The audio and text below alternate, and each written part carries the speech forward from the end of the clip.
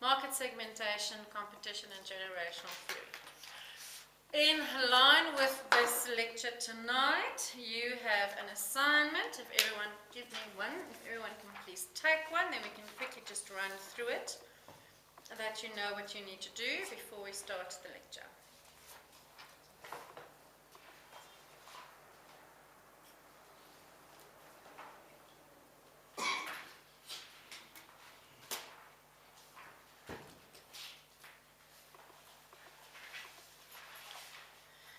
You will notice the deadline and submission is in 2 weeks from now. So Monday the 20th of August, not next week. I would also get a hernia if it was next week. So Monday the 20th of August, can everybody see there? Okay. So if we just read through it, following lecture 4, Understanding Your Market, you are tasked to further research the concept of generational theory. So we're going to touch and start on that tonight, but this is some of the own work that I need you to do and to bring to the table. Give a detailed description of generational theory and each of the following generations, and then I've listed veterans who are also called the silents sometimes, or the traditionalists. So when you do your research, you will note you're going to come across different types of definitions for most of these. Okay. So you said it was the silent? Or the silents, S-I-L-E-N-T-S, silents or traditionalists. I like to call them veterans. I think silence is it's such a, I don't know, it takes away power from a consumer to call them silents. So traditionalist means they're stuck up. And they're not stuck up, they're just veterans. Then we've got the baby boomers, we've got Generation X, Generation Y, who are the millennials, who we so famously like to refer to. And we have Generation Z and then Generation Alpha. I don't know how much you're going to find about Generation Alpha, but I would like to see what you come up with. So you have to give a detailed description of each of these generations. Then you pick one of these generations and you discuss how marketing and sales of content is impacted by this generation type. So I need you to think about this. In terms of what you can reference from scholarly journals and articles and proper reference works, you're going to get great definitions for those generations. I don't think you're going to get a lot on how this impacts marketing and sales of content specifically. You might get how generational theory impacts marketing and sales in general. So you can reference that, but I then need your opinion on how it impacts content. Okay. Further critically discuss how you would approach marketing and sales of content to this generation type. So first of all, give me the definitions. Tell me how these generations impact the marketing and sales of content. Then you have to tell me, okay, if this is how it impacts marketing and sales, how should I be approaching my marketing and sales? And then you end with highlight your discussion with at least one innovative example or idea that you have either found in the real world or that you would like to propose. So if you can come up with nothing, come up with something on your own. If you find a nice example of something that a publisher is doing, or that Coke for that matter is doing in terms of generation, because they also do content, then fantastic. Alright. If you can find nothing, then you give me your own idea. Okay. And then for the MA students only and additionally, critically discuss how and if at all your marketing and sales team should comprise a staff member that is in fact from this generation. I.e., should we employ the type of people who we are targeting? Okay. So, own thoughts. I need to see you guys' opinion on stuff. I like reading that. So the extent, it's not a lot, 2,000 words for the MA students, 2,500 words, and then you can see it only counts 20 points in terms of points to your final mark, of which for those 20 points, 25% is for your structure and writing, 25% is for your references, and 50% is for the content of your essay. With regards to references, I know you said, proper journal articles, but if we find things online that are like Definitely. business, like the Business Insider or something like Definitely. that I kind of like to stuff. see that because, like I said last time, for me it is, I like those type of articles because they're much more on the pulse of what's going on. However, I do understand that you have to include peer-reviewed journal references in your essay. They must be included. So you'll see there, bullet 1 on notes for assignment writing. Please include peer-reviewed journal references in your essay. Even if only a few, I need you to show me your ability to do this. Okay. So I'm just editing while I'm going along. The reference system that you have to use is the APA system and the Harvard system, which are most commonly used, and apparently you have received links to how to access those systems. Use a reference list, draw your own conclusions, you know this. So presenting your work, you know how to do it, 1.5 page spacing, serious typeface. You include a content page and your plagiarism declaration. And then the deadline is Monday the 20th of August at 12, so midday. Okay. So it's a fun topic to research. Yes. I wanted to find out here you say, like what you said initially to say you're looking at content, and that when you did the first ones, we were not necessarily looking at book publishing companies. Yeah. So what you're going to find is, I don't think you're going to find a lot on this as it relates to book publishing. So if you do, fantastic. That would be first prize. If you don't, try and at least relate it to the concept of content, okay, and how people use this to market content. And so we looked at examples of Coke with their content strategy. Discovery is now, we think they're health insurance, but they publish health content. So see how it relates to the marketing of content. All right. Do you have a minimum number of sources that you like? I don't have a minimum number of sources. If you feel you want to include one source and the rest is your opinions, I personally don't have a problem with that. And I'm not going to deduct marks from that. You'll see 25% is for the use of sources, the acknowledgement thereof, and the correct, consistent style. If you can make your point to me with the use of one source, fine. It doesn't show me that you're able to read, integrate. So if you look at the last bullet under notes for assignment writing, draw your own conclusions from the reading you do.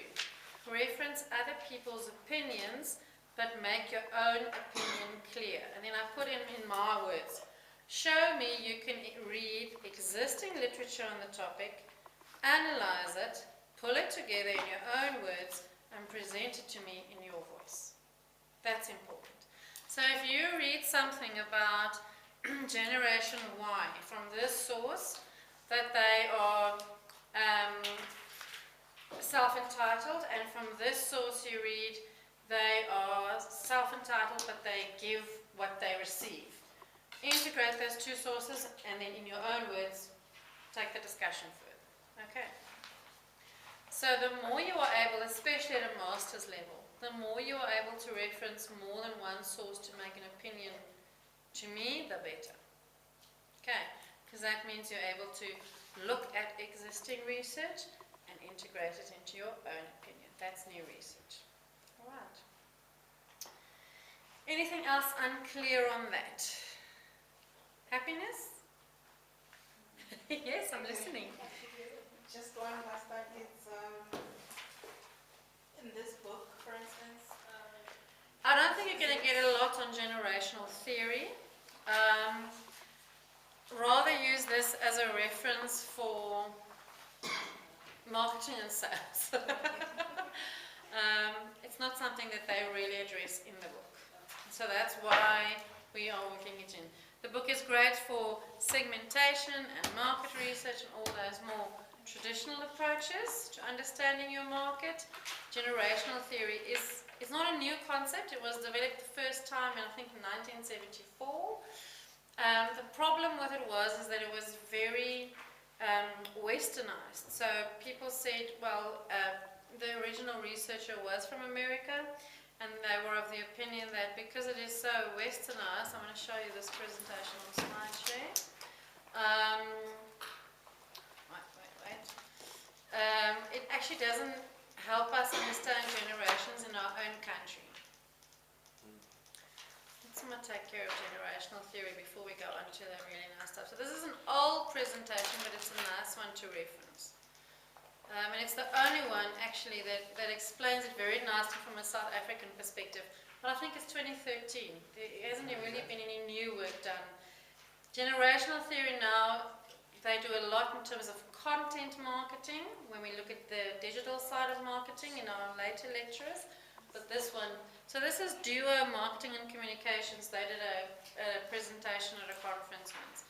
But their explanation is so nice, and they are the only people who've made it really local for me. So they say, generation theory explains that the era in which a person was born affects how they view the world. Okay? Our value systems are shaped, according to psychologists and theorists and all of those, in the first decade of our lives. So in the first 10 years of our lives, our value systems are shaped. And based on those value systems, we become who we become, and we make choices that we make. So this also leads to how brands are increasingly marketing to a younger generation. And that raises a hell of a lot of ethical issues. Okay? But the reality is our value system as a person is shaped in those first 10 years of our lives. And your value system drives your consumer choices at the end of the day. That value system is shaped by our families, our friends, our communities, significant events, and the general era in which we are born. Okay. So, Wilson, I'm going to ask you, because I think me and you as the oldest people here have some opinion on the generation or the era in which we were born. How would you say? What if my hair is not in the charts? What if you're? Just joking. Let me start to say, for example. No, wait. No, no problem. This is now. Is there one more left? So I was born in 1978. In 1978 in South Africa, we only had television for 4 years. Okay, television came to South Africa in 1974. I don't know how many of you know the reason why we got television later than the rest of the world. Do you know, Wilson? Not a lot of people know this. And as I guess, I don't know the real reason why. There was actually a trade-off for weapons. Okay? Long story short. So in South Africa we got television later because of stuff that was going on in the military.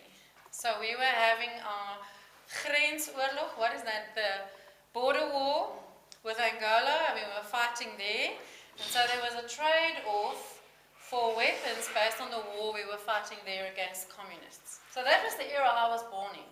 It makes me sound stock-out, right? So what happened was, because of that, my father was, to make it even more compounded, my experience, my father was in the military, and we moved to another country. He was in the border war, and after that we moved to another country in support of all of this going on.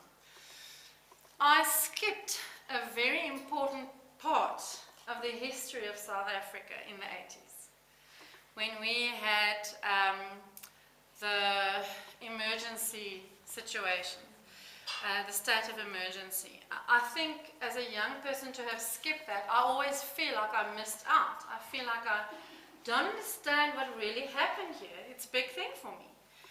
So when we came back to South Africa, then I moved around. My first 10 years of my life, I was never in a school more than 8 months, because that was the nature of my father's work, and we moved around a lot. So that really has shaped me. And what happened in South Africa in that time has shaped me. And I think, I'm going to be honest, I think the fact that I missed out on that important part of our history makes me a very empathetic person, because I want to understand what happened to people in that time, because I don't know. It feels like I was behind a wall. I was small and I was far away and nobody was talking to me. So that's how I feel. That's my generation. Does anybody else want to share something? So now I'm sitting with this. That's my value system. So I can honestly say most of my consumer decisions I make is based on a desire to feel I am building something. I am shaping something. I'm not excluded, because I felt excluded when I was young. Anybody else have a story about their generation? What you're experiencing now?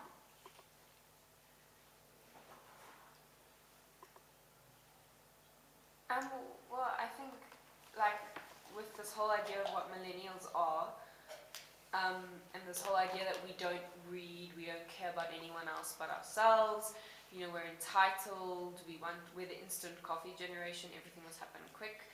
I think because of that, I go for the opposite, because I don't want to be known as that. Yeah. So I would prefer to, you know, go and do things and come with as, like, you know, don't take as much technology, don't sound entitled. I'd like to read a book rather than read an e-book. And it might be because of this whole idea that I'm supposed to be so in love with technology. So when were you born? 1995. 1995. So you are a Generation Y. You're supposed to fall exactly in that millennial. And you've kind of made this decision not to be that, not to be what everybody else says you are. Okay, that's good. So you are experiencing that. You're experiencing that from peers or from other people. Okay. Anybody else? Yes. I kind of have a problem with that view of millennials. Yeah. That we're all. You will. You're a millennial. Yeah, of course. But I mean, what millennials are dealing with at the moment is what baby boomers or Generation X, I mean, caused. So the way that every generation has become obsessed with something, with a vain generation, always taking selfies. What about the Victorian era when people had massive paintings done of themselves? Every generation has some form of development. True. I like that. So you're almost comparing selfies to portraits. That's quite nice, actually. And that's true. So it's not about purposefully trying to be different. It's history repeats itself. And we just, I don't know, it's... The one thing that does distinguish millennials is the fact that they have a very high, although they have a high sense of self, at the same time they have a very high sense of others. And so there is it's because of Generation Y and the millennials that we have something like crowdsourcing. That we have something like when you click out of Ster-Kinekor, they ask you, I don't know if you see, when you book for the new Mission Impossible movie at Ster-Kinekor, you can donate R2.50 to Mission Vision. So, I mean, crowd-based funding, charity work, that's a big thing for millennials. And it's exactly that opinion of what we have now was caused by previous generations, and we feel we're going to fix it. While having a high sense of self and the technology to do it. And what I saw as well is what's happening in America now, like with the people who are speaking against Trump, is millennials and the generation after us. That's it, Z. So we are, like, this generation is the people who are causing the difference now. Absolutely. So like tweeting and all of that, that's how we deal with the revolution. Absolutely. Wilson, I do need your older, wiser opinion here, my friend. Otherwise I'm going to struggle against all these millennial points of view. I think I come from the baby boomer generation. My mom too. Okay. And we were born at a time when times were tough. When there were certain, what do you call it,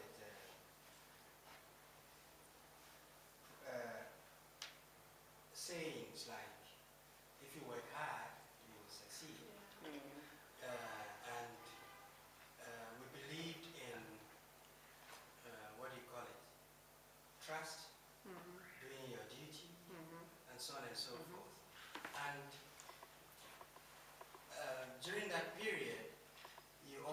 to save for something.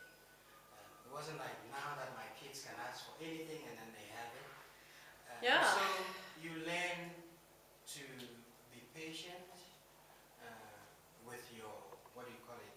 With your resources and your time and Not just your resources energy. and your time, but your values actually make you reserved in your, what do you call it?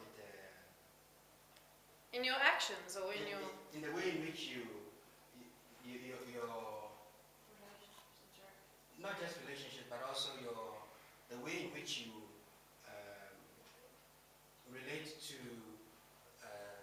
marketing and all that type of thing. So you're not very much influenced too much by people trying to sell you something, but you are more attuned to whether you really need it.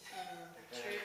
That type of thing. So I think the fact that I'm here in this course is testament to that fact.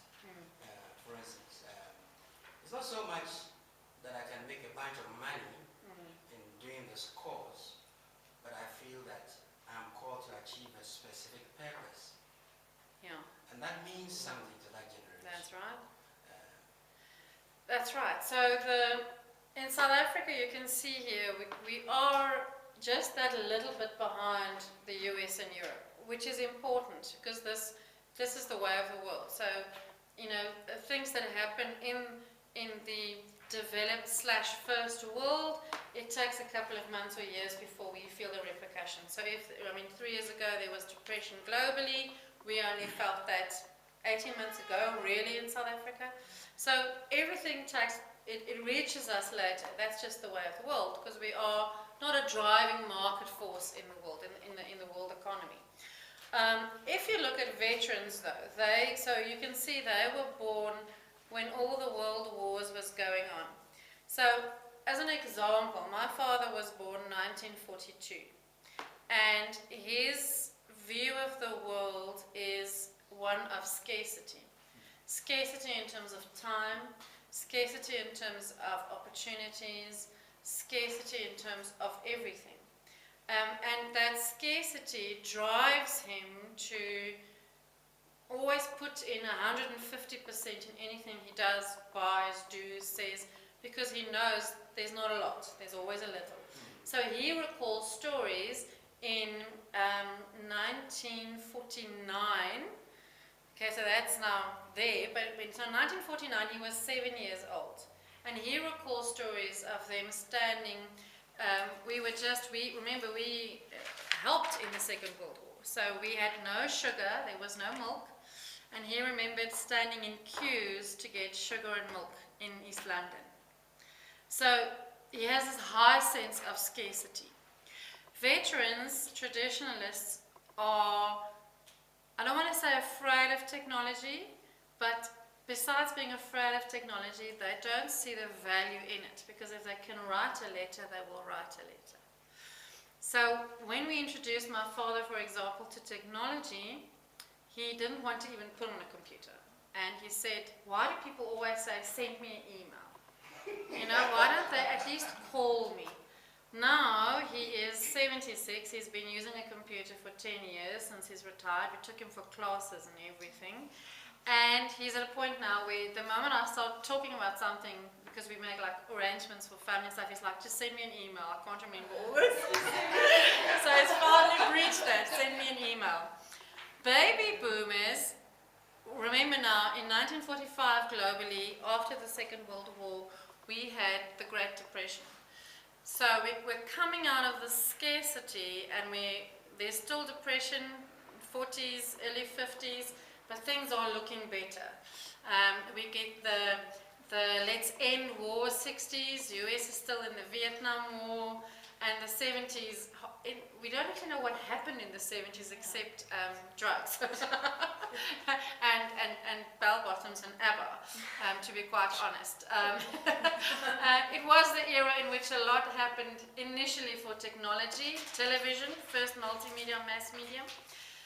But the baby boomers were very much on, and I'm going to call it what it is, we have to populate the earth now after the World War. So those are our parents, you know. we shall have children. And we shall, this was also the rise of the middle class, the baby boomers. So these were mom and dad and kids. Dad was working, mom wasn't always working, and they had to repopulate the earth after the World War and build everything from scratch. Like my family, Yeah. the 7 of us. We have to repopulate the. I have 3 brothers and me. Okay, so that was that time. And in South Africa, there you see 1950, 1970. 1970s, we started in the border war with Angola. So that shaped us a lot. So your Generation Xers born 1965 to 1980 are very much your 40, 50-year-olds in South Africa, especially males who went to the border war. And so if you look at publishing of content as an example, 30 Degrees South published a lot of those titles, but I don't know who publishes it now. So what still does very well, and we've got to be honest now if we're segmenting markets, so for white men aged 40 to 60, buying any content on the recce's in the border war is a big thing, because they were there. Because that's their generation. They were born as young people whose fathers were there, as young men who had to do military service as a must after school. Yes? And I think that's important for them. My dad is one of those, he's one of the... That's important for them. For years he suffered with PTSD. Hmm? Because So that's a reality. Come to terms in these books, really, it helps them. It helps them Yeah. to feel not alone, to feel recognized. Yeah. So now we're seeing, in the 80s, we see the emergence of the state of emergency. And we see a global drive to end apartheid in South Africa. So the 80s is recognized by that. And that is across cultural groups. There was whatever you felt, whether you had anxiety about it or whether you were fighting for it, that is what was going on. So the Generation Xers are very often considered a bit of an angry generation. Especially in South Africa, because there's an anger towards either their fathers were in the border war, or we were fighting, irrespective of culture or race, for something better. But there was fighting. So now you can imagine, in the US, that fighting took place in the 60s in Vietnam. They were kind of putting that to bed already. In South Africa, we were fighting for the end of apartheid. We were fighting I wanted to say the Nazis, I'm sorry, the communists in the border war. Okay. So that's something we have to keep in mind. This is the angry generation. Generation Xers still like to use the telephone and they love texting. Okay? So that's why WhatsApp was such a great thing, because texting is nice to them. So Generation Y, the millennials, are born out of a time of, in South Africa, a state of emergency, but a growing time of opportunity and opulence. Globally in the 80s, what was going on? The US was fighting the Russians in Afghanistan, and they were fighting the Cold War. Okay? 1974, Senator Charlie Wilson. You've seen Charlie Wilson's war? He was helping the Afghanis fight the Russians in Afghanistan. That later led to 9/11. I've got some interesting stuff for you to read if you want to, Mr. Cool. So that was going on. They were in a new war. We saw in 2001 the invasion of Iraq. We were sitting as young people looking at that on the TV. You can actually see the US invading Iraq on CNN when the first bombs fell. We all experienced 9/11. So suddenly, war and I mean, the reality is that happened so close to us. Even where we were in South Africa, we could feel that. We could see that. I remember being at varsity and my boyfriend at the time calling me to say, you better come home and watch this on CNN. And people were flocking to their TVs. We all watched that second plane go in. That's a reality. Those things happened. And that shapes an entire generation. So while we were going into our state of emergency, these young people born 1981 were also facing new realities of a new enemy that they were being fought in America. Your Generation Ys love video calling. They grew up with the dawn of Facebook. So you might not like Facebook, but how old is Facebook? 2000 or something. I think 2006 or 2008. 2002 in the US, not here. Oh.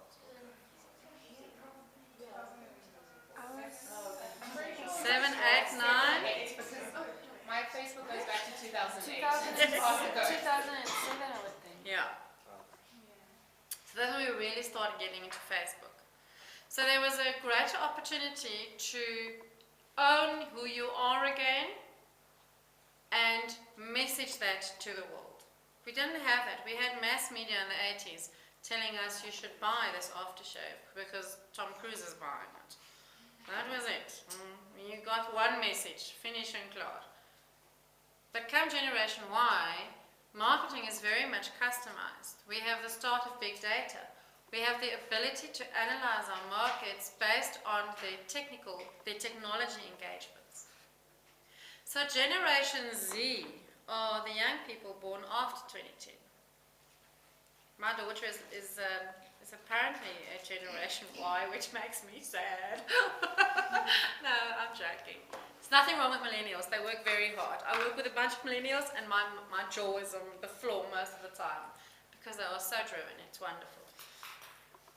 So now we get Generation Z, born after 2010, and then Generation Alpha is almost on the cusp. They say Generation Alpha, we're too early to deem them Generation Alpha, born 2010, born 2020. But there is for me a clear difference between Generation Z, where technology is a part of my life, but it doesn't drive my human engagement. Whereas with Generation Alpha, technology is omnipresent in their lives. From the kitchen sink to the charger in the car, it all talks to each other, and I talk to it. Okay. So there's a lot for you to look at for generational theory. I just want to say there, a generation tends to be about 20 years in length, representing roughly the time from the birth of a group of people to the time they come of age and start having their own children. Okay. So a generation is usually 20 years, sometimes 18 years. Typically, generations are bound by significant events in the country or region being considered. This leads to different dates in different areas. So it's important when you do your research on generation theory that you also understand that what you are going to read about generation theory in the US is not necessarily 100% applicable to us. The baseline theory is, but ours looks different. Okay, so try to find some local research. All right. Any questions on generation theory? Sorry, there's so much for us to go through tonight. Yes? So would it be correct to say that when it comes to Generation Alpha, we are just thinking ahead, we don't really know? Yeah, so Generation Alpha is the generation that they say will be engaging with AI in a way that no generation has seen before. So that's the big differentiating factor, is the artificial intelligence. Because if you think about it, even Generation Z that was born 2010, they are born with the knowledge that I want to call them the mobile generation, because they are born with this thing basically in their hands. And they engage with whoever they engage on this thing. But it's still very much device oriented. Whereas Generation Alpha sees the youth engaging with technology without technology being a device. So wearable tech, AI, it's everywhere in our lives. It's completely omnipresent. Okay. And it's possible. Nobody ever said we'd reach the mobile moment. You know what that is. So the mobile moment is that point where we had the same amount of mobile devices than human beings on the planet. So if you want to read more about the mobile moment, just for interest, there's a gentleman by the name of Tomi Ahonen, T-O-M-I. Tomi is his name, and his surname is Ahonen, A-H-O-N-E-N, Ahonen. Ahonen. Tommy Ahonen. He's So a, it's- is- sorry, yeah? it's when there were same number of people as in. Yeah, so the subclass. moment we reached when there were the same amount of devices, 7 billion devices on the planet and 7 billion people. Not to say that every person on the planet had a phone, but conspiracy theorists say machines are now equivalent to us. There are the same number of machines in existence than human beings. So you might find one person owning 3 devices and another person owning 9. But the amount of mobile devices manufactured was the same amount as the number of human beings on the planet. That's cool. Yeah. When you say devices, you mean specifically phones? Mobile devices. No, but like a mobile device is like A tablet or and a Kindle. console, like a little. Yeah, That like we're talking about communication. communication devices, yeah. It's quite unbelievable. Okay, so lots of nice stuff for you to look into intergeneration theory. Okay, so I just quickly want to show you. Segmentation is a difficult thing. Sorry, this is so small. Let me see if I can make it bigger. I'll just read it to you. There are some really nice traditional things here about segmentation. Listen to my voice and then you can write it down. What does it mean to segment a market? Michelle, you had marketing undergrad. Come, tell us. What is market segmentation? When you divide the market into the types of audience that you want to reach, so like splitting it into Gen X, Gen Y. Okay. Also, it could also be segmenting by likes and dislikes, or segmenting by where you live, what you have access to. So there are different ways to segment. Okay, so market segmentation, think about an orange. When you peel that orange, so let's say the orange is the entire market, and when you peel that orange, each of those segments of the orange represents a different market group or user group or consumer group. So the definition there is, I think it's from Kotler, market segmentation is the process of dividing a market of potential customers into groups or segments based on different characteristics. Now the different characteristics is the important thing. That's the only keyword you need to know. So it is a process of dividing your market. That market consists of potential customers based on different characteristics. Let me see if I can make it bigger for you. Oh, I can see nothing. Let me do this. I'll make it really big for you. Thank you.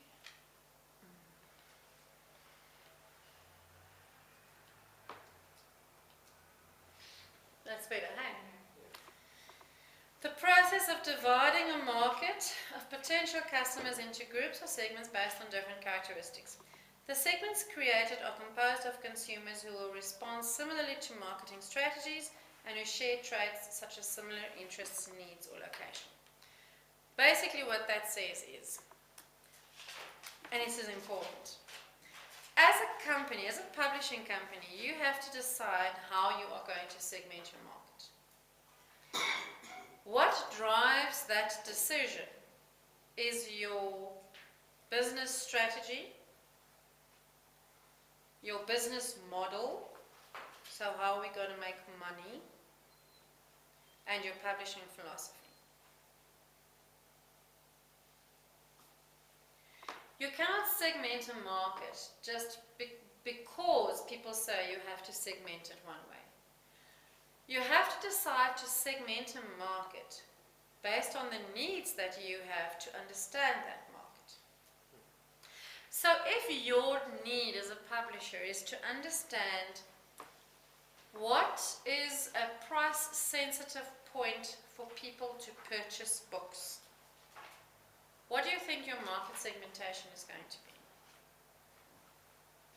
We need to decide what is the best, the optimal price for people to purchase fiction literature titles. How are we going to segment a market?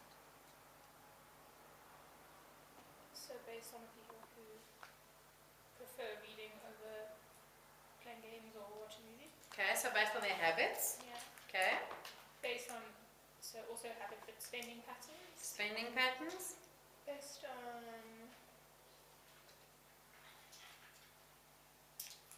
a lot of people are highly influenced by like community leaders or Yes. things like that. Yeah, So based on who they're influenced by. so they're influencers. Disposable incomes. Sorry? Disposable income. Disposable income. Sorry, I wanted you just to get to that one. Disposable income. So one of the early references to disposable income as a measurement for markets, I just want to say there's one very nice Ask Africa infographic I want to show you, was what we call LSM. Who has had anything to do with LSMs? Living Standards Measurement. See Wilson nodding his head and Michelle nodding her head. So LSMs are Living Standards Measurements. Now this was, What's that your, hey, isn't it like what class you fall into? class, and that class was determined by expendable income. Yeah, money. So I remember in the early 2000s, LSM was all the rage for marketing people. You had to understand people according to LSMs. So we divided them into their income, their expendable income, and based on that income, we put other characteristics. So you earn this much when you are this old. You're either married or not married. You have children or don't have children. You own a car or you don't own a car. You shop at these shops. You like to do this over weekends, but it's all based on income. We have moved a little on from that, I'm very happy to say. So Ask Africa has something what they call the Orange Index, which is quite nice. You can make a note of that. And they also have the, I just would have to think about it.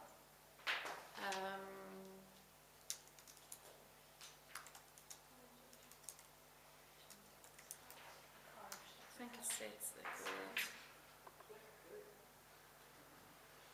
Sorry, Irene, I was just stuck. You said that you decide on what to do as a publishing house with your business strategy, your publishing philosophy. There's your business model. Your business model. Yeah. Remember, your business model has to drive your business. You can't make decisions based on what you feel, unfortunately. So, what is the strategy? Strategy is, where are we going? Okay? And the CEO is the person who says, we're here, we want to go there. Team, let's move. So, where are we going? That's your business strategy. Within that business strategy, you have your, how are we going to get there? How are we going to create value for our customers and our shareholders? Value is only created through a business model. So what is the business model? If I sell this at this price and I take off my production costs, what profit do I have left and how do I share that profit with consumers and shareholders? Your business model. And then your publishing philosophy. What are you publishing and why? I mean, your marketing or publishing? What are you publishing and why? Because remember, you have to publish before you market. So what is your publishing philosophy? As a company, what do we publish? If you are a dictionary-based publisher like Pharos, dictionaries are they a necessity? Are they traditionally expensive? And how do they compete with online dictionaries? Okay, so that's a publishing philosophy. What do we publish and why?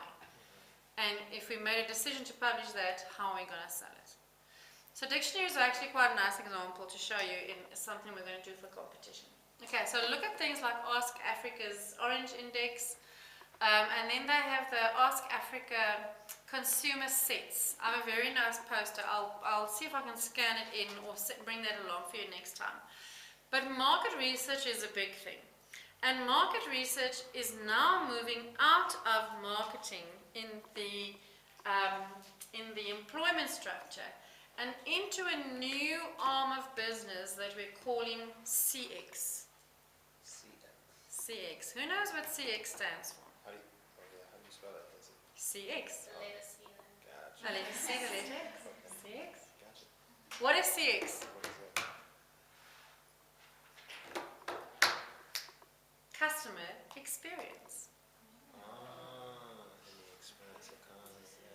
So customer experience is a huge deal to people. Okay, I just want to Yes. note that correctly. We're moving from what to customer experience? From marketing, pure marketing, to customer experience.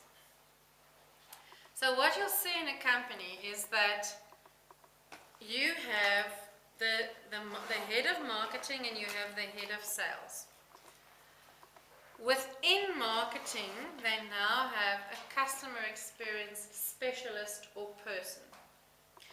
The customer experience individual is responsible for understanding the customer's journey from I don't know about this product, I know about this product. I wasn't sure if I need it, or I would like to have it. I'm going to purchase. How do I purchase? Where do I purchase? I've purchased, I have a problem, who do I contact? So the customer experience team is responsible for ensuring that who we target are the right people, we understand them, and we understand the journey that they have within our business. So you will find, and I'll put my head on the chopping block, that most publishers don't do customer journey properly. I see you're agreeing with me. Tell us about it. Because first of all, we don't have the person who takes care of the CX department. So I think it's just that transaction of they get the books and that's it. No, but- So they don't follow up how it's like Business how model. This is general business strategy. Yeah. Enjoy it. So And then Yeah. Yeah. We need to search Yes, up Wilson. business strategy and publishing. they're still on And that they will work. booklet, pushing the business Yeah. strategy. Push. And then 2 months later, I'll tell you guys now, 2 months later they look at sales and they say, why didn't it sell? How you decide, yeah, But- as a publisher. But I see a coin, and on one side of the coin I see CX, the other side of the coin I see product development. Publishers are already doing product development, In isolation. but I mean it's crazy. So customer experience you can do in 2 ways. We talk about the from outside in or from inside out. Outside in means you understand your market, and that's where market research comes in.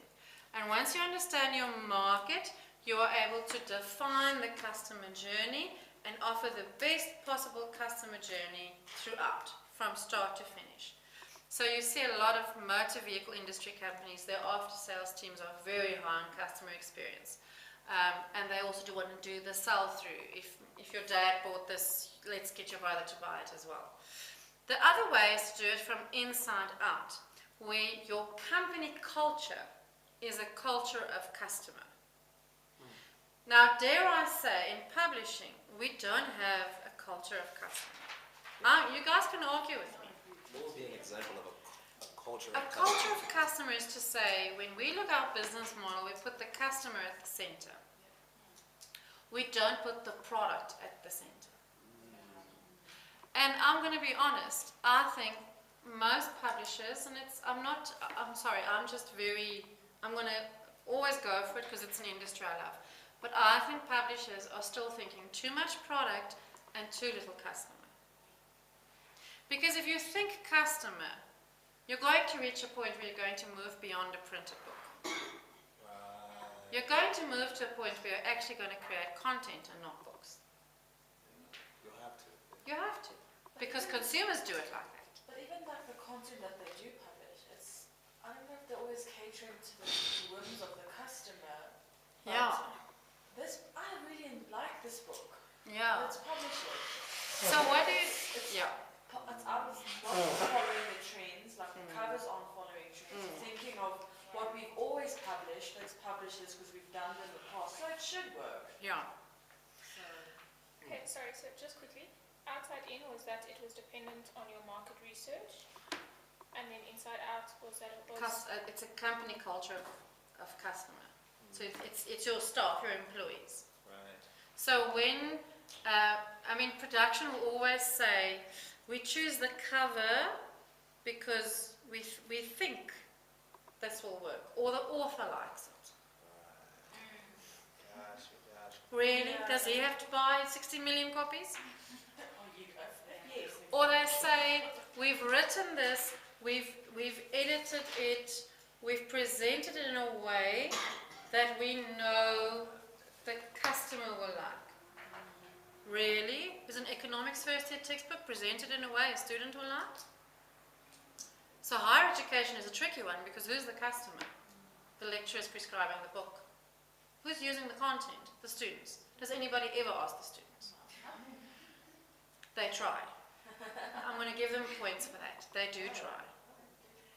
But we have, and it's a challenge in publishing because who is our customer? We could have the same argument for children's books. We're writing a book, but mom has to read it for someone who's got to go to sleep tonight. But the child is the one who has to say, buy me another. I really enjoyed that. Target market is target audience.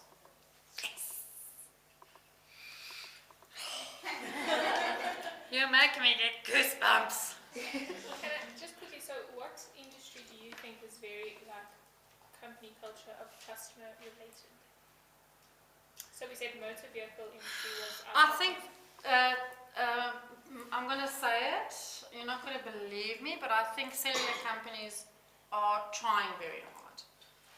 I do think the big industries like health and insurance are trying very hard. And I think if you had to look at examples of good CX, that's not a bad starting point. So, the whole concept of vitality is because it's part of a customer journey. Retain, retain, retain. The whole concept of an out bonus is part of a customer journey. Retain, retention, retention, retain the customer, retain the customer. Don't lose them.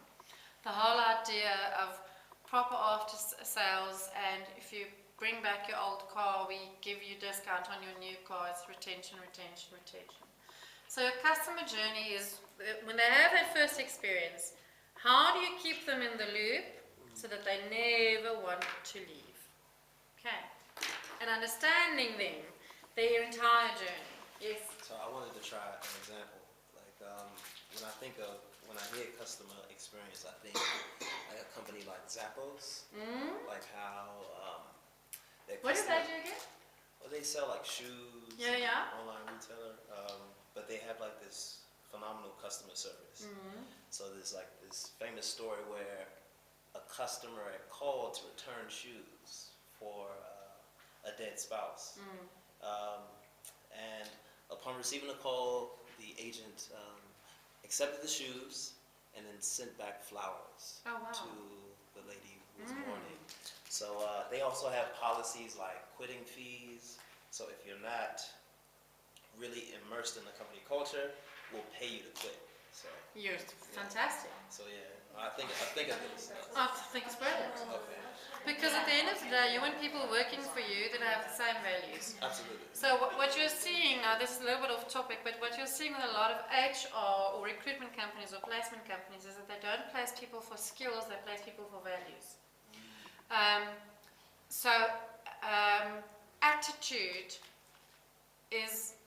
Attitude and aptitude is sometimes more important than skills. So they actually go and say, and it works very well at an executive level. So let's say Telkom is advertising for a new CFO, and then they will say, well, what is Telkom's company values? And then they'll headhunt people in the industry who have the same values. And they will tell them, are your values as an individual aligned with the company values? Because if your values are aligned with the company you work for, you are also more likely to stay longer because you feel at home there. Versus getting someone with the right skills, but they don't share our values, and they become more of a burden. Whereas if I get someone who shares my values, I can teach them the skills, but I need them to understand the brand values. Okay. So moving on from CX to market research. So market research, let me share this one with you. This is presentation we did last year at the South African Book Fair. So I thought I'd use it because it's very relevant. We showed it to SMMEs. Thank you. I was talking to you. Good grief, thank goodness. Okay, so here's that lovely quote we did 3 weeks ago already. Publishing means making information available to the public. Apart from ensuring the value for money, the challenge is to deliver the 5 R's, the right content to the right user, in the right time, in the right format, through the right channel. Okay, you know that by now. I'm going to wake you up at night, you're going to tell it back to me. Reaching the right audience. Moving away from what the business needs and to what our users need and will pay for. And then you mentioned very aptly that there is a difference between target market and target audience. Know and understand. So, your target market is it's easy. They have the money, they're linked to a love. They will need it, they want it. Okay. These are the people who pay, these are the people who love your brand. Target market is a group of customers who a business has decided to aim its marketing efforts and ultimately its product. So you start your market here. The target market groups the users who are likely to purchase the product, service and tools, and then we segment them according to, as an example, age, location, ethnicity and more. The important thing here is your target market is the person who's going to purchase your product. So they can put their money where their mouth is. So parents, typically. Students, typically. Maybe through the national bursary fund, but the target market. The audience is a bit different from your target market. These are the users you want sharing your brand's messages and products to engage with other influencers in the space. Sharing your brand's message. Sharing your brand's message. So when my daughter's friend comes to visit and the friend says she doesn't know what to do over weekends, and my daughter says, tell your mom to take you to Lapa's bookshop and go and buy Pieter Dirk Eys's Rijmboek or whatever. Okay? My daughter is the audience. She shares the Lapa's brand message of good children's books. It's not me. I mean, I like it too, but I just have to focus there. So purchase the product and brand message. Shares your brand message. They can be the same thing. But given where we are in a digital world, we're seeing more and more that they're not the same person. So think about a blog where someone advocates a product, okay? So a friend of mine makes bespoke leather bags, and he now got a South African actress to endorse them, and she traveled to Dubai, she's filming there, and so she took a picture. She's got like millions of followers on Instagram and everywhere, and so she took a picture at Dubai Airport. Very stylized. I can't imagine that anyone looks that good at 3 o'clock in the morning at Dubai. But very stylized with her and her coffee and her handbag. She's marketing that. She's the target market who he wants to purchase the product. But the people who follow her are not necessarily going to be able to pay 7,000 Rand for a handbag. But they're going to love the value of the bag. They're going to love that it's bespoke. They're going to love that it is unique. Okay? And they're going to probably go and at least look at that Facebook page. So you'll have different markets and different audiences, and sometimes they can be one. And can it work the other way around? So for example, like using the influencers on Instagram, there's a girl, she has a lot of followers, and a company approaches her and says, wear this Tommy Hilfiger watch, and she wouldn't buy it for herself, but she takes it for free and advertises it, and her followers are the people who would actually buy it. Yes. Absolutely, it can work the other way around as well. The important thing is we can further distinguish our target market into a primary and a secondary market. Okay, so remember, target market is the people who are going to spend the money.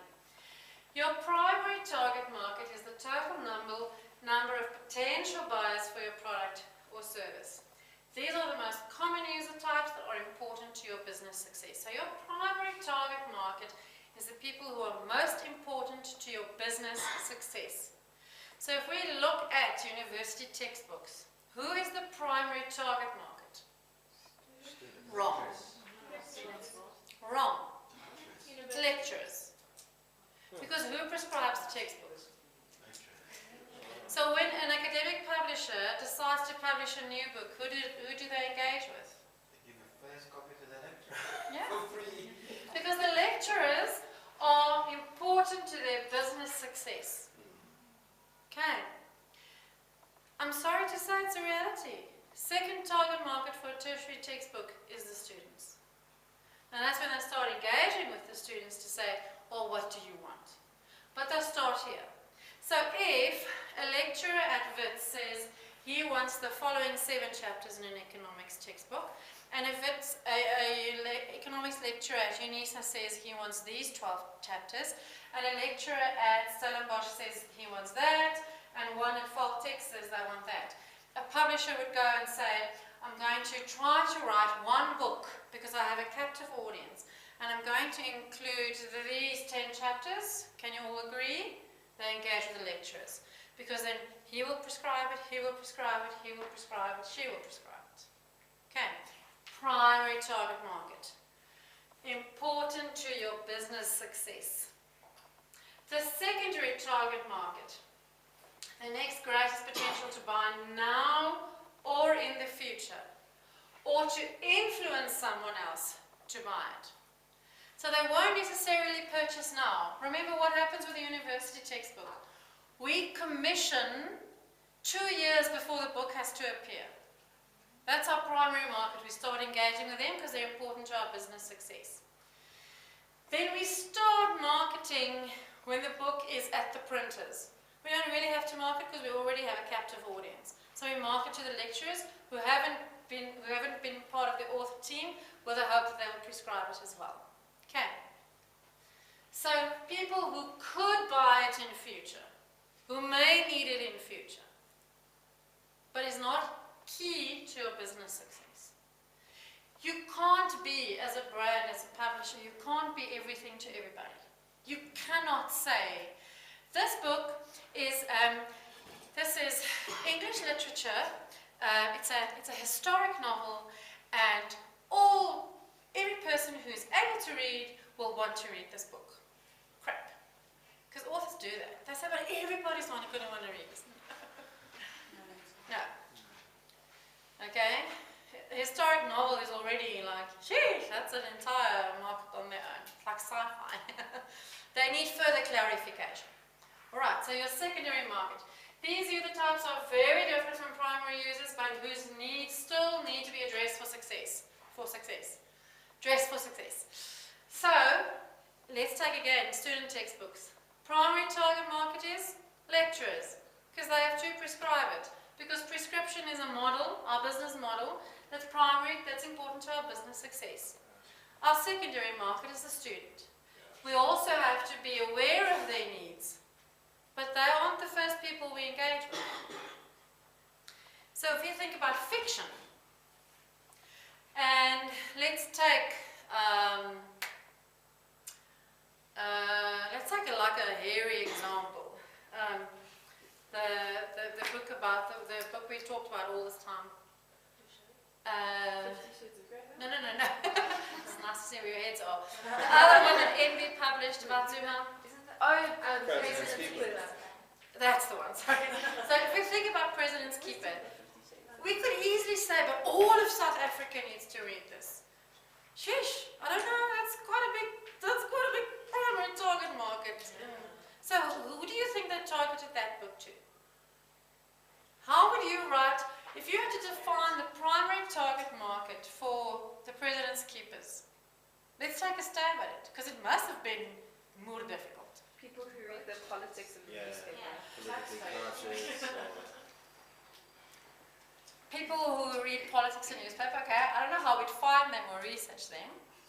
Taxpayers? Taxpayers, I like that. That's quite a nice one. Because remember, the moment you understand who you are targeting, this is important for your message at the end of the day. So if you say taxpayers, you're going to say, are you tired of not being sure where your tax money goes? Read now. And that's your first tweet when you launch the book, because it's enough characters. So do you understand why this is so important? Because everything we do after this is geared towards that. So segmenting your market is extremely important. And when you do your final exam/paper thingy for me, please keep in mind to define your target market and your target audience. And you're not going to do it for one title. I might give one title to the honours, but I might give the MA students to do a whole publishing list. So be warned, this is vital. You cannot create marketing concepts, marketing tools, marketing processes for a title, for a publishing list, for a company if you don't know who your audience and market is. Okay. Right. So, what is market research? Google says the action or activity of gathering information about consumers' needs and preferences. Lovely. That's nice and easy to understand. Let's get a little academic. So Entrepreneur magazine says the process of gathering, analyzing, and interpreting information. So 3 processes in one. About a market, about a product or a service to be offered for sale in that market. About the past, present, and potential customers for the product. Research into the characteristics, spending habits, location, and needs of your business's target market, primary target market, the industry as a whole, and the particular competitors you have. Yep. Face. All that. All of that. Blech. It's a Moosha definition, but it really is everything. Okay. I'll send you the slides afterwards. Okay. Just please copyright them because they are my company's presentation slides. But this is very important. It is a process. We're going to look at the process now. You can do it for a product or service. You have to look at past, present data, old consumers and new consumers. That's where something called, we don't have time in this class, I wish I had you forever, but there's something called the Ansoff matrix, A-N-S-O-F-F, Ansoff matrix, where you can do, where you actually strategize which products to which markets. So maybe next time, just because I love it. I love Ansoff. Maybe we'll do Ansoff next time. So you cannot ignore the past. You have to predict the future. You have to guess who's going to like you. You have to research it. All these characteristics. But very importantly, your business target market needs, so your business, the industry as a whole, and your competitors. Now, All of that's market research. yeah. Now before we go on with these slides, let me show you something else. Oh, I better hurry. I've got so much to get through tonight. Okay. I know this will stay in here quietly. So, years and years and years and years ago, we did a competitor, we did a what we call environmental research for a publishing company. I want to show you how much detail we put into understanding, to doing market research, to understanding where they have to place not one title, but all their titles and all their products. This was done for a traditional publishing company. Okay, so what we did at a phase 1 level, remember we said you have to understand your industry, yourself and your competitors to be able to position and understand and know who your target market is and your target audience is and where you're going to pitch that product or service. So what we did, I'm sorry it is so small, what we did is you start with what we call an environmental analysis. Please go bigger. So an environmental analysis looks at the greater, not just the industry, but outside of the industry. So if I had to draw it, oh please someone remember me to bring whiteboard stuffies next time.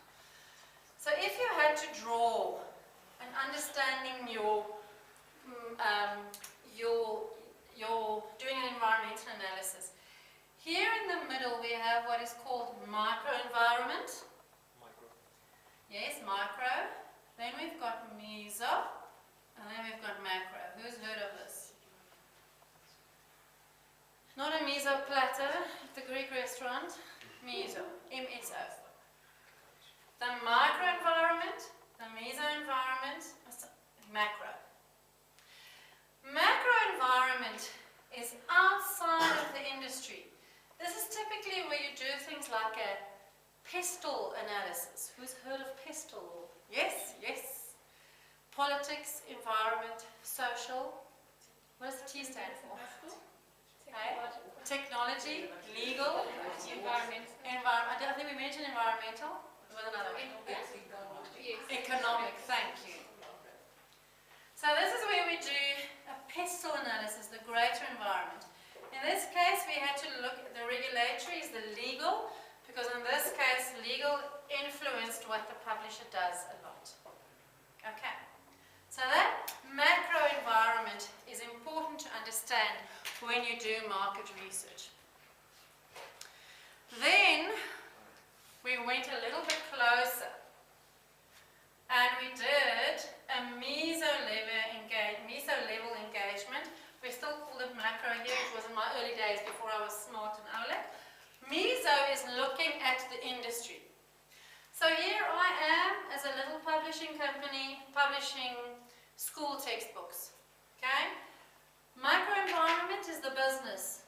Mesoenvironment is the industry that we work in and compete with. And the macroenvironment is the larger economic, environmental, social environment that I work in. Question. Yes? When you describe the microenvironment as business, what do you mean? So it's Like internal. just my business, My business. or? Just my With business. SWOT analysis. That's it. Gotcha. SWOT analysis. Strengths, weaknesses, opportunities, and threats.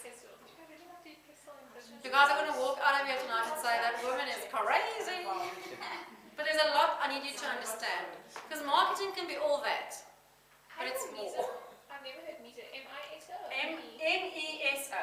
Appreciate it. So that's me. Look how fabulous. Pestle. Ta-da!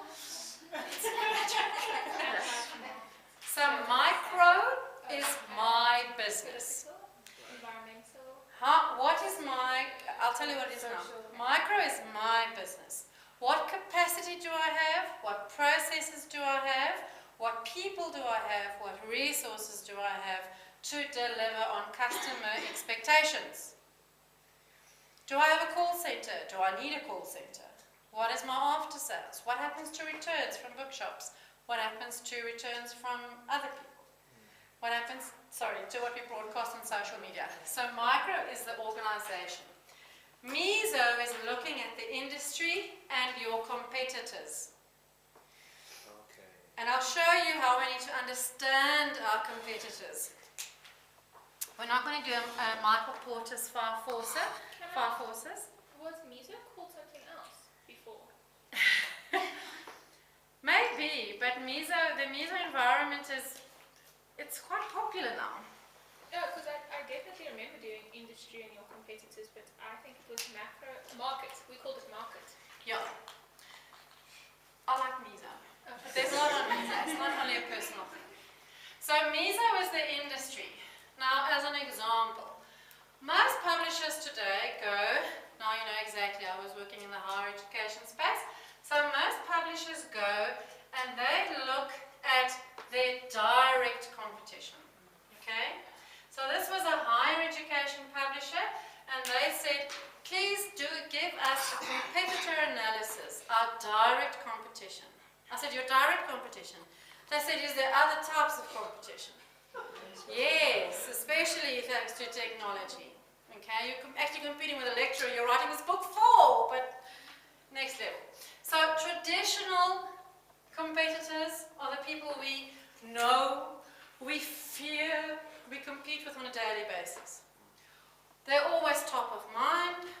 watch each other at exhibitions, we sneak peek each other's books in a bookshop, but we seem to forget that there is an indirect list of competitors thanks to technology. Because what did we say in the first lecture? It's now easier than ever to be online. It's easier than ever to be social, to connect with people, and to be there and market myself. Remember those 3 blocks we had in that first lecture lesson. So you have to look in your competitor analysis, you have to look at the non-traditional competitors. So the moment we went and we told them, if you write a book on nursing ethics, you're not just competing with local and global publishers, you're competing with the websister.co.za, which are 4 ICU sisters who started their own community online. And their voice is so loud that DONOSA, who's the Democratic Nurses Organization of South Africa, engages with them and listens to them. And so who else listens to them? Not only the academic staff, but the other nursing students. Non-traditional. And then of course we went global and we saw the same thing. So I don't engage too much because of nursing is quite a regulatory regulated industry, so we're not too influenced by this, but it was good to see what they're doing there in terms of how they publish content, what they talk about, etc. So that's your meso environment, the industry itself.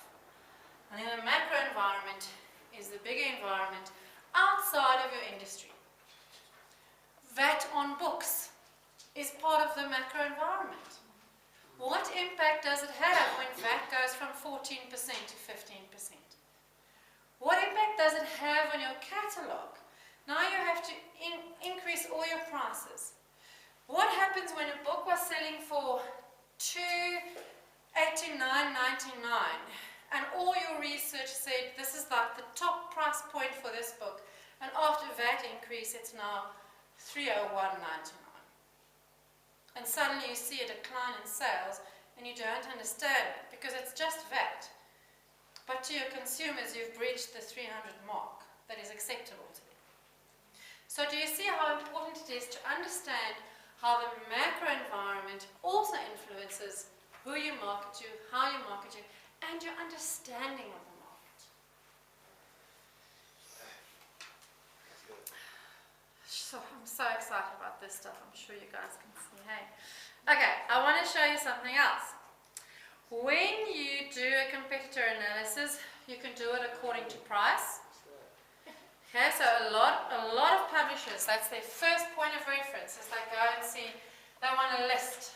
They just don't take the catalogs. Titles, who the authors are, the edition, the publishing date, ebook price, and support material. So this is higher education. So what this publisher did was they looked at, we compiled these lists for them, and then they went and said, right, let's categorize this. This specific publisher has 14 titles in nursing management, 6 titles in nursing education, 3 titles in geriatric nursing, 2 titles in pediatric nursing, 4 titles in ICU nursing. They've got a wide list, not a deep list. They have 16 titles by one author, and this is his profile, and no titles by this author. Do you see how they went and analyzed the competitors' data? It's not just going and saying which title competes directly with mine. We want to have not more data, deeper data. When last was their book published? Sure, 4 years ago. They might be working on a new edition.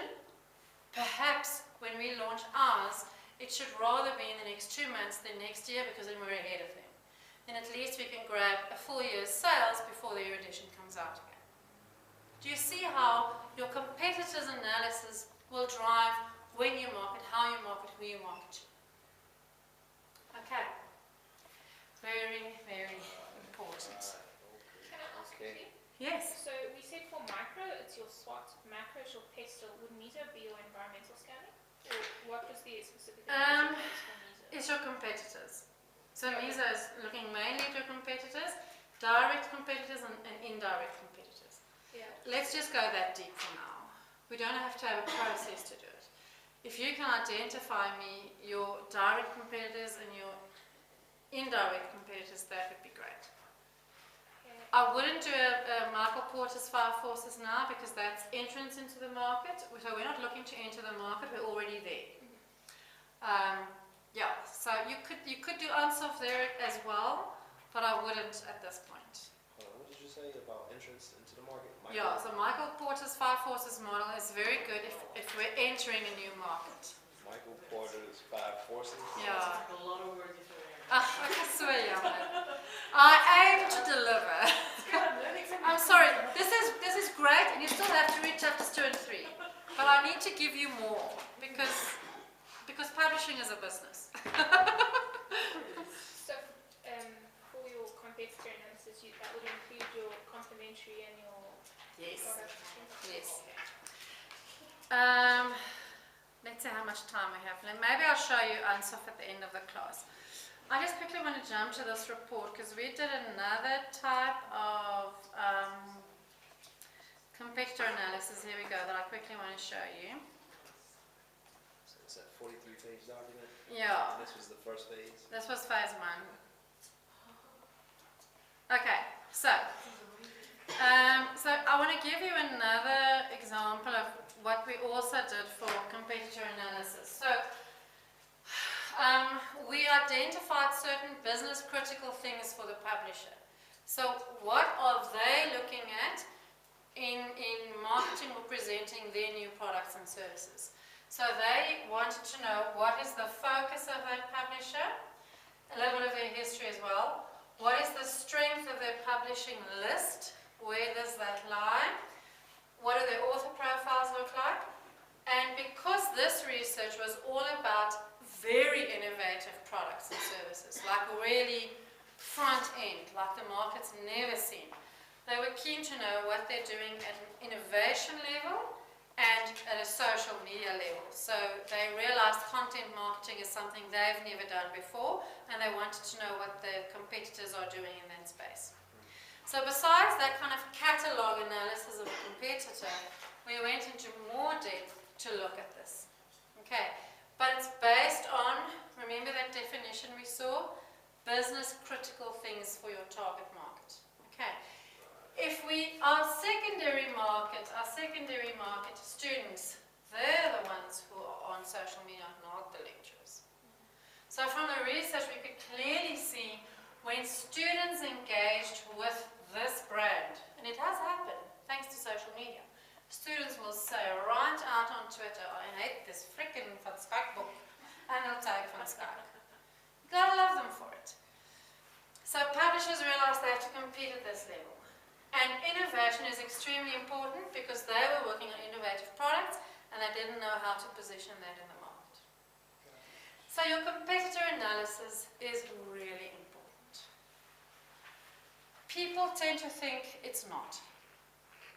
And they think it's just another book and the author is so great, and so why won't people buy it? But what are you competing with? Yeah. So your non-traditional stuff could even look at other types of media, but that's taking it a bit far for this course. Just focus on content. All right. Okay. Everybody with me? Sorry. Yeah. I was going to ask that same question.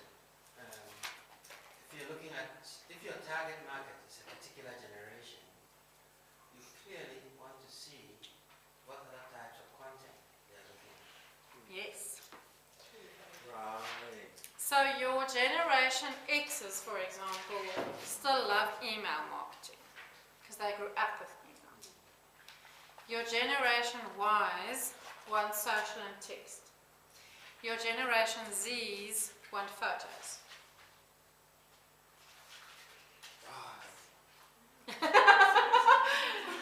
That's good game. That's good game. That's good game. You guys must give me feedback. Am I giving you too much info tonight? No, keep going. Okay. That's mind blowing.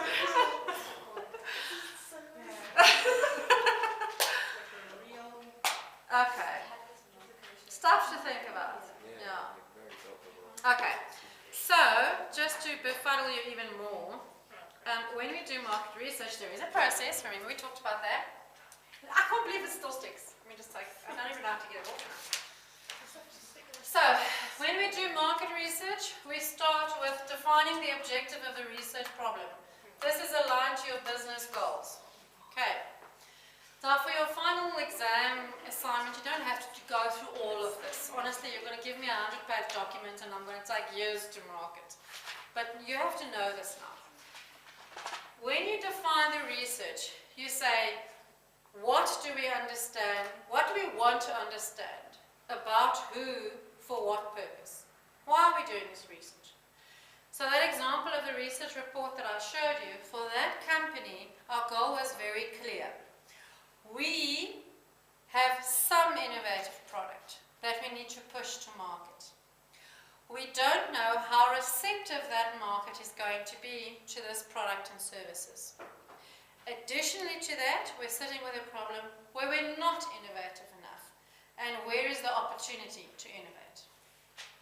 So it was a two research. We researched to understand the market, and once we understood the market, we were able to impact product development. Who said this? You said, Wilson. CX and product development. Okay, because that can happen. So you define the objective of your research, you determine your research design, like you're doing now for your honors and masters. You design and prepare your research instrument. So I'll show you some we can do in publishing. You collect your data, you analyze your data, and very important in today's age, we visualize that data to communicate the results because people don't want to read too much.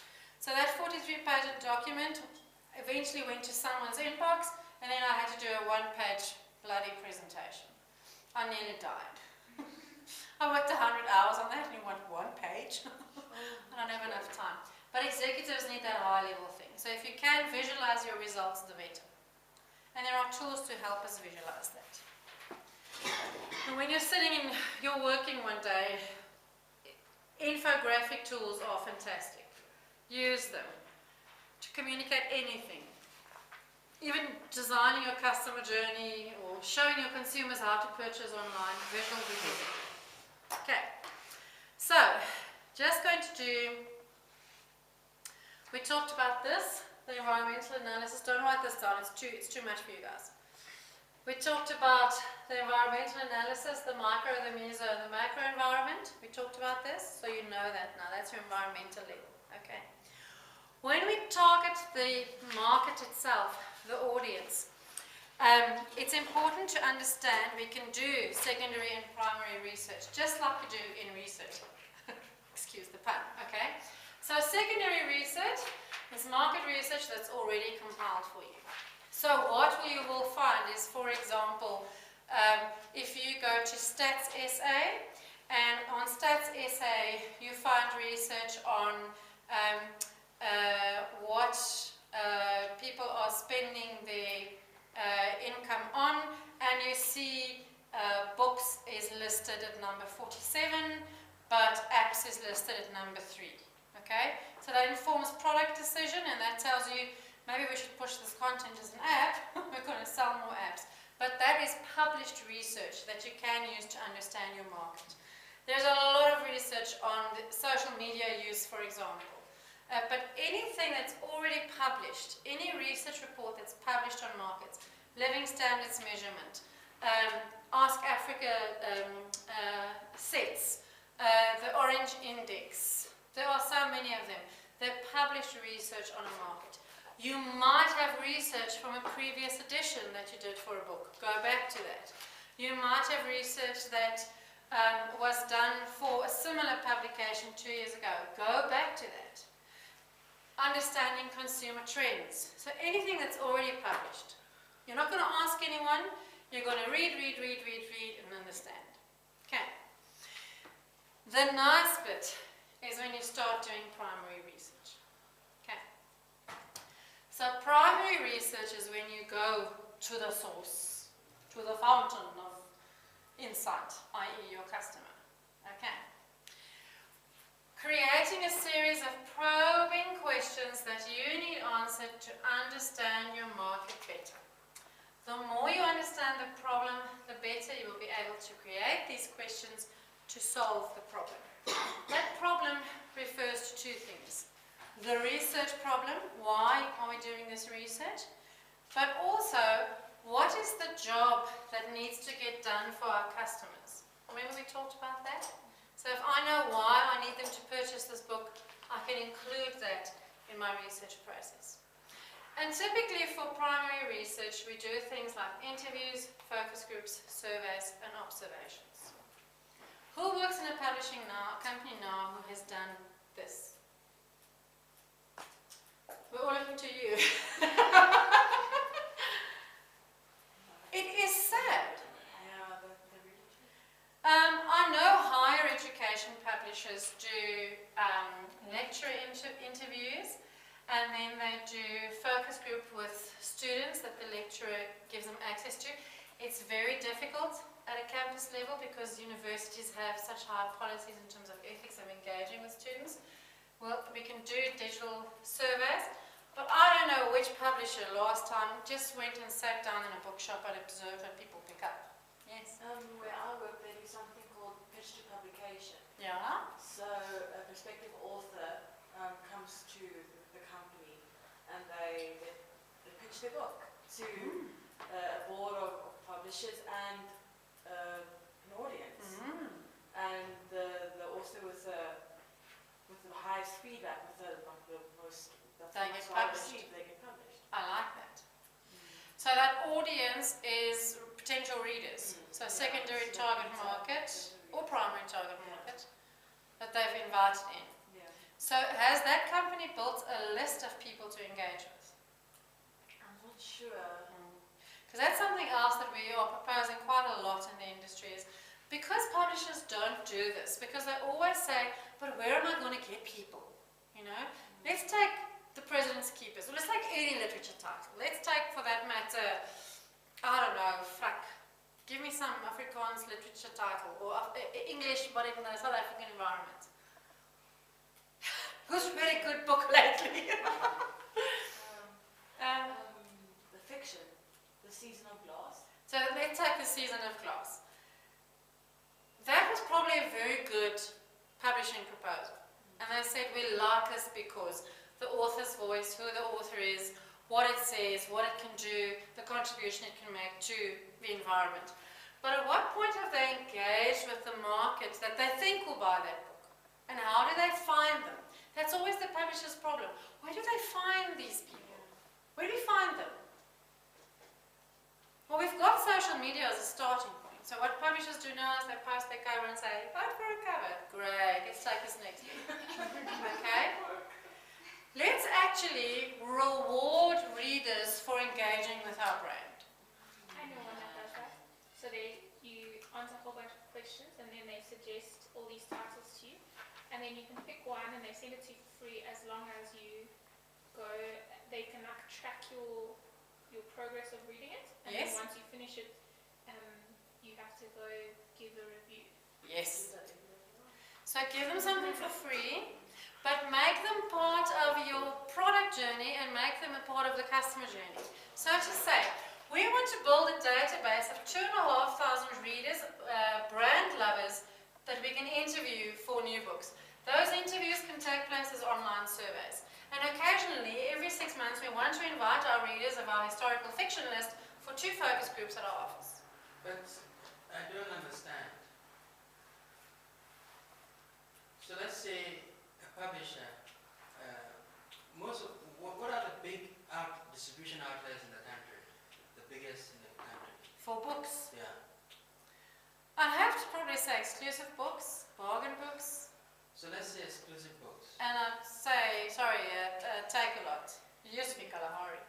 It used to be leisure books. We don't even have that anymore. But when they keep saying how can we find these people, surely all they have to do is to say to these outlets, listen, we're running a competition to anybody who buys this book, we are giving away maybe 100 of the books for free. We'll refund about 100. So it's a competition. Anybody who buys it, but just complete this. So don't have a physical form because exclusive books cash register table is already full of 2-minute read books and bookmarks, and nobody wants to stand there and fill in a form. So maybe have something like, in the book there's a QR code that you scan, you go to a survey, you answer questions about the book, we collect your data, and please will you be part of our interview group in the future. But you see, I don't see a lot of that happening. No, but it can't just be, I think you have to realize who's your largest audience at this point in time. That your growing market is millennials, is your Generation Z. So, and will they do that? Yeah, but we need to, like, I don't go into a physical bookstore as often as I would like.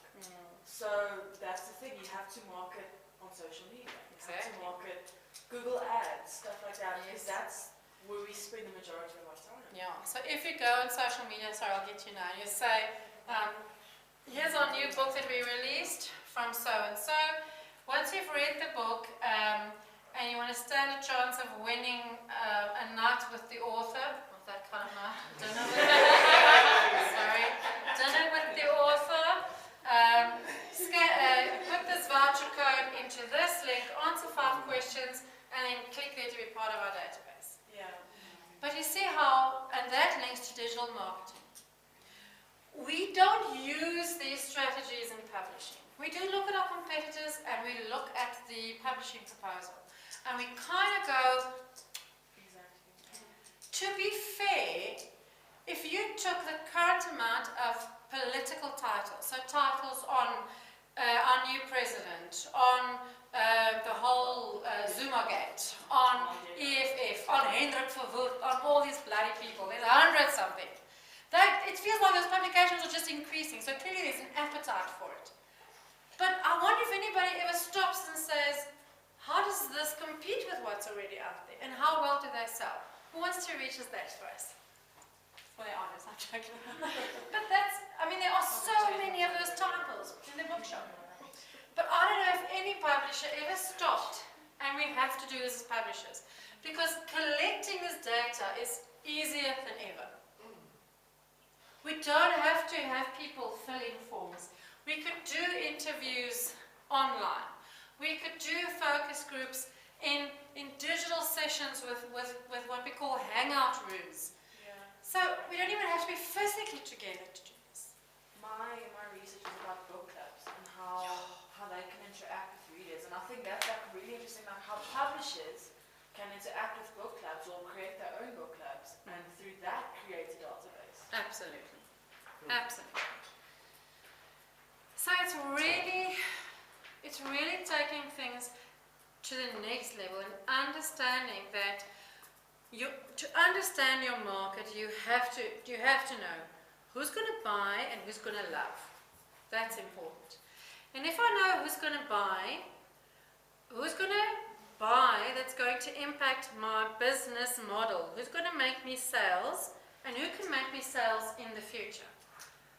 Because I might spend critical time and money and resources on my primary target market and non-critical resources on my secondary target market. So from a business perspective, understanding your market is vital. And yeah, maybe we should get some publishers to come and talk to us if they ever do that. But I think going forward in the publishing industry, this is vital for us. Okay, so that understanding of the market. Can I quickly ask, Yes. in the beginning, you said, or not in the beginning, kind of you said there was the Orange Index, which was Ask Africa, and then you said another one that started with consumer. Was it consumer sense, or consumer? You could do consumer sense, it was the LSMs. Sense, like S-E-N. Yeah, S-E-N-S-E. Oh, I thought it was sets. Yeah, but there's also sets. Consumer sets, S-E-T-S is the one from Ask Africa. So there's two from Ask Africa, TGI and consumer sets. And there's consumer sense. There are a lot. You'll probably find. But look at companies who do CX because they do market research. And if you want to go even one step further, there is a very lovely organization called Samra. Who has heard of them?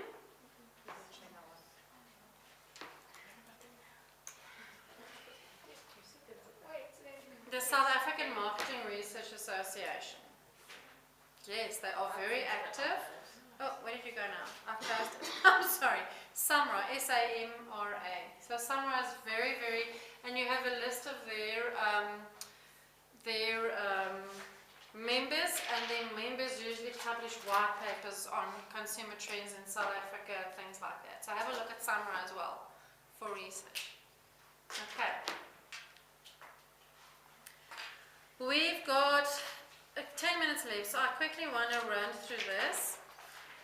Something else that we are seeing as a growing trend with other product development and for other marketing and sales strategies is the concept of personas or user profiles. So as you have CX, you also have UX, and UX is user experience. So there is a difference. User experience is usually for technology-based products and how you engage with them. But profiles and user and personas is something we've never done in publishing. Personas are a common marketing and design tactic that help to focus your marketing campaign or project. They're character sketches of individual audience members that define who the website, product or service is for in order to bring the user into the project development process. Wait. Personas help marketers visualize their audience and better understand their needs in relation to the campaign. So in plain words, when we have that focus group, let's say we are publishing in the latest political autobiography of someone, we want to know who's actually going to read it. So then we invite potential readers via social media to a focus group at our office. And let's say there are 10 people there. And we ask them who they are, where they're from. We've got a list of questions that we're going to work through. And after that session we realized that those 3 ladies were all high profile, corporate, they were in high profile jobs in the corporate environment. If we could suss it out of them, average income, this is what they spend on a month in this book. Those 2 gentlemen were retired, have lots of time, mostly by online.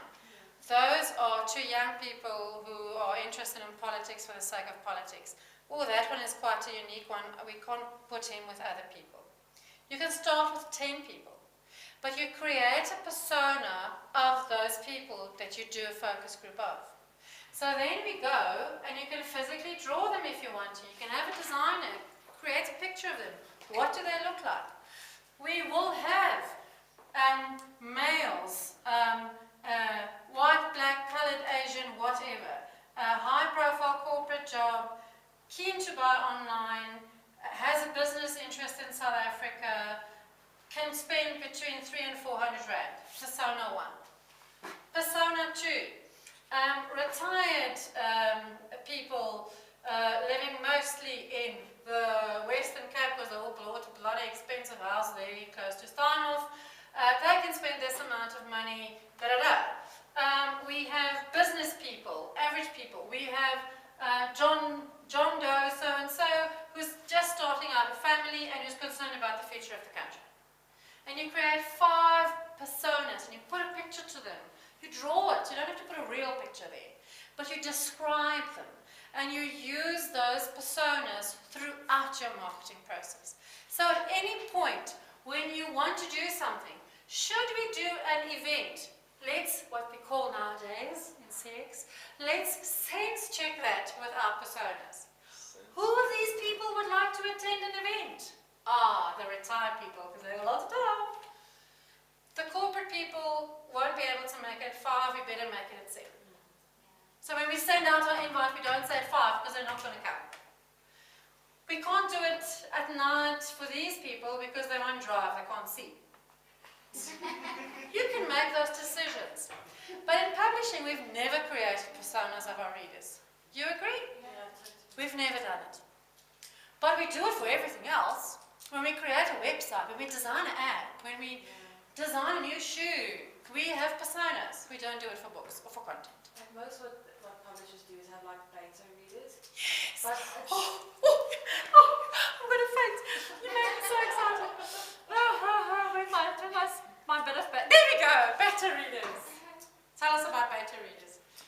I just know it's like a set of people, like what I've experienced. It's like a set of people that a publisher will send a book just to get a bit of feedback. Yes. But what I've noticed, like, it's usually the same people. Mm. You don't try out new orders. It's like people that are familiar with the company and like. That's good because they clearly know, or they will probably support, understand and acknowledge your publishing philosophy, but only if they are representational of all of your personas for the rest of the history and future of the company. I'd say keep them the same. For the rest, I try to say build up a database of people who could be potential readers, because eventually you're going to publish stuff that is similar and where the personas do match. And you can say, well, for this persona, because we do business titles, that's all our company does, we have the corporate CEO from the top 50 companies on the JSE.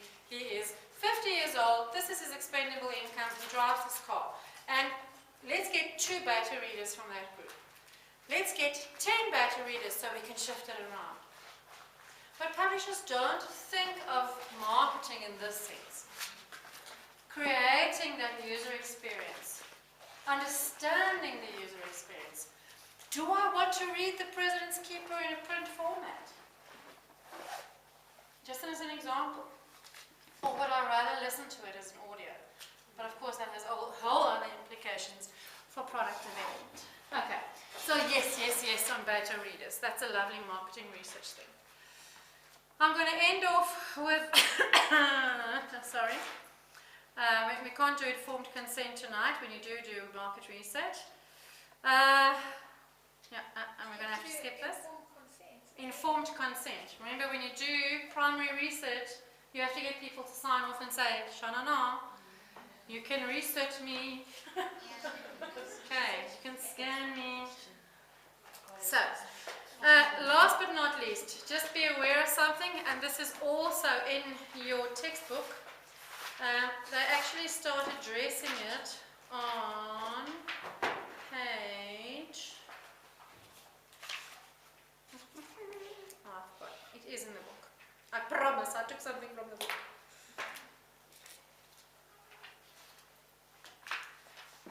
I'll have to find it for you. I get so excited and then I lose it. So Braverstock also talks about audience development. Okay. So audience development. Thanks to the internet, social media, newsletters and e-commerce, publishers have more opportunity than ever to form direct relationships with their readers and measure the impact of those interactions. So this links back to direct marketing, which we're going to talk about in a couple of lectures from now. Technology encourages and enables a greater level of communication between consumers and the brands they love. Publishers have yet to fully make use of this opportunity. And we get data from site analytics, newsletters and social media. How this relates to audience development is, if we can collect so much data about the people who are using our products, how do we use that data and those engagements to create audiences where they don't exist? And we can do it. If our data shows us that all these people like this type of content, how and what are we marketing and doing to get more of those people? To develop that audience beyond purely the ones that we already have. Okay, so it's related to big data and data analysis, and because that is there, we can do audience development. We can look at the video next time because we're out of time, but this is important. Marketing research does not make decisions, and it does not guarantee success.